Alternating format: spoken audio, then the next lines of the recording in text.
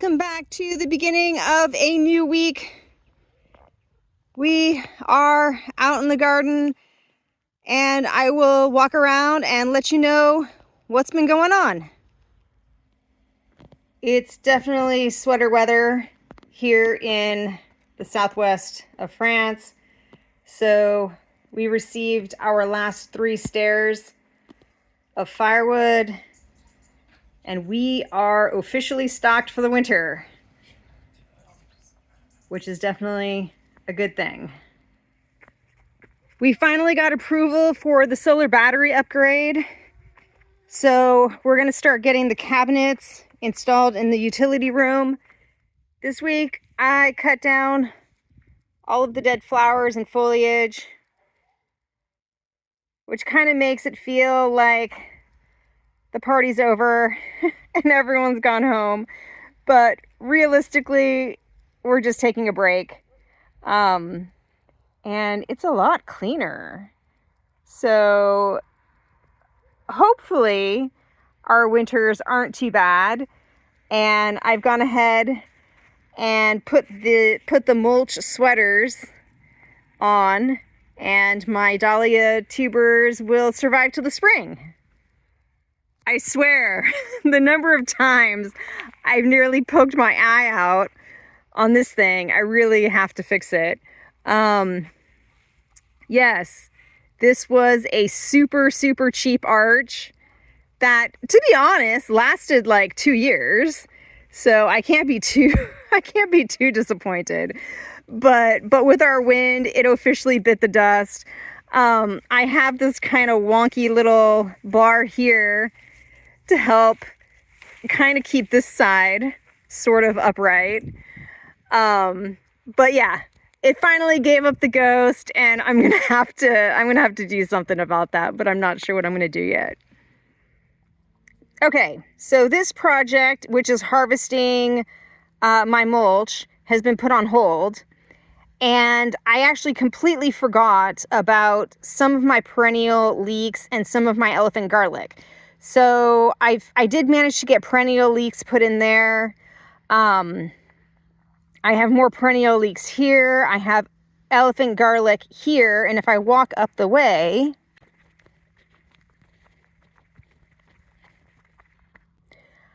I also planted some elephant garlic along here.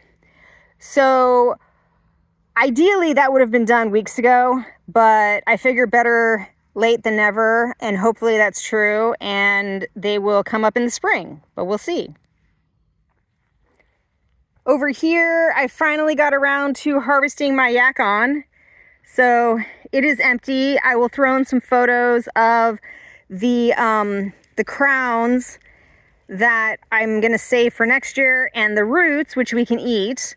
However, I did read online that the roots, long story short, might cause diarrhea. So I'm researching how best to eat them so that I don't give myself an upset stomach. But ultimately, it sounds like it's related to serving size. So since I don't eat that much, it should be fine. Although I did harvest the yacon, I was looking for my oca, which I planted in here, and my mashua, which I had planted over in Squash Island. And unfortunately, I think I lost both of those due to the summer heat. So thankfully, I did get one more oca plant, which may survive till the spring. And I managed to snag 4 more mashua bulbs, tubers. So we're gonna try again next year. On the garlic front, Friday kind of sucked because I realized that the leeks that are over there have rust, and rust is like a fungal infection. And I did notice some little spots on my garlic on this bed and in this bed. So thankfully they're not too bad. I'm not going to try to find them because like they were so small. I'm not even sure if it would show up on the screen. But basically I'm now treating them with Bordeaux mix, which is a combination of like lime and copper. And that basically is supposed to create an environment that the rust fungi don't like. And I'm hoping that I will not have a repeat of my horrible rust situation that I had this last year. Fortunately, or unfortunately, on Friday, I also realized that my 2 apple trees here, although that one did flower and actually try to produce a fruit this year, these are both sterile, which really, really sucks. So, long story short, I got these because they flower at the same time, and I thought naively, oh, well, they can just pollinate each other. But unfortunately, both of these are actually what's called a triploid apple tree, which means that they are female fertile, so they can receive pollen, but they're male sterile. So apparently they don't give pollen. So even though I have 2, they can't actually fertilize each other, and they need a third pollinator. So again, fortunately, unfortunately, we were going to put a shed over here, which got denied because we have to have like 5 meters of space between the property line and anything that we build, which means I have potentially 1 or 2 spaces for trees. So I am planning on basically extending another tree here, and we'll have another apple, a very specific apple, Reine de Renette, which is like the stallion of French apples, and apparently is partially self-fertile, so it will produce fruits on its own, but it also produces enough pollen that it can pollinate both of these other trees. I could have waited, I could have not done anything since this one did get pollinated by somebody in the neighborhood. But fundamentally that's a risk, because if for some reason that other mystery pollen donor dies or gets taken out or whatever, then these 2 will not produce fruit on their own.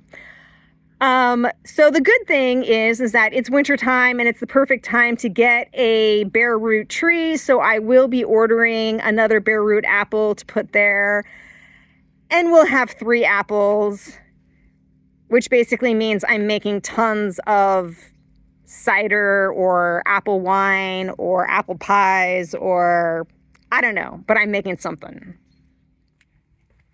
Finally, I think I've mentioned before that I had compost worms in a bucket, which was great when I didn't have chickens, but now all of my scraps go to the chickens, and basically for weeks and weeks and weeks, I've been completely neglecting my worms.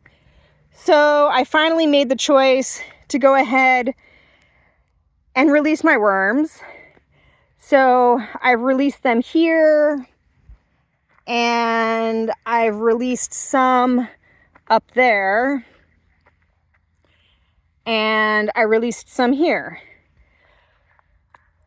And although it's a little sad for me, because to be honest, I kind of considered them my pets, I also think it's kind of an upgrade because they basically moved from their bucket apartment. They moved from their bucket apartment in the city to a sprawling estate out in the country. So I can't feel too bad for them. But yeah, so those little piles were my compost worms, and they've now been released out into the garden to keep doing their thing, which is fantastic. The sun is setting. It's super, super pretty. So what are the plans for this next week? It's actually supposed to be pretty nice.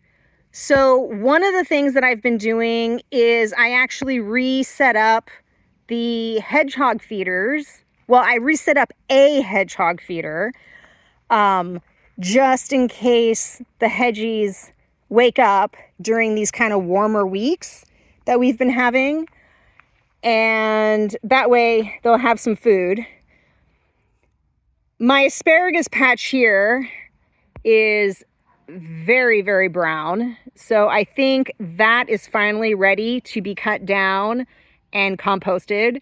So that is on the list. I did get around to mulching. So I mulched the dahlias. I mulched my lemon and my lime citrus.